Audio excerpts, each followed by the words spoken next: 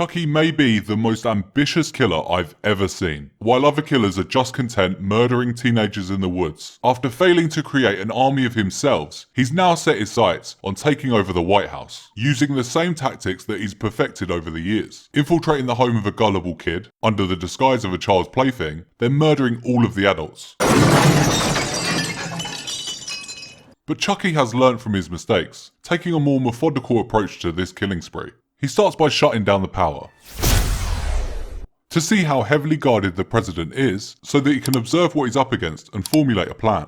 The next day, Chucky uses his new buddy to get into the Oval Office. He wants to see the Oval Office. To do some more recon, listening into the president and his aides, and enjoying a bit of a power trip sitting in the presidential chair. If you're watching this video and you're a killer doll, don't do this. Freaking out grown-ups can be fun, but you don't want them to figure out that you can move. Remember, they have the size advantage and they can kill you.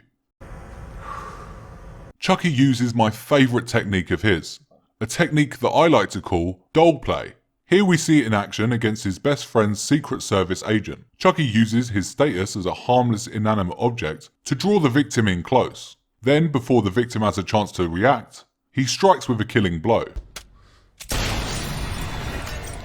This time Chucky used a gun. I'm not a fan of killers using guns, but he was unarmed and I've seen Chucky's hand-to-hand combat skills, so I'm gonna let it slide. Up until now, Chucky's performance had been perfect, but he just can't help himself, phoning the 3 teenagers that he's terrorized for the last 2 seasons.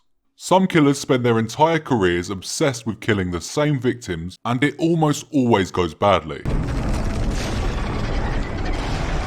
Chucky should have learnt from years of following Andy, it just isn't worth it. There's plenty more corpses in the graveyard, just move on. That said, Chucky's done a good job so far, and I'm looking forward to seeing what's to come. So like and subscribe because I'll be breaking down every episode.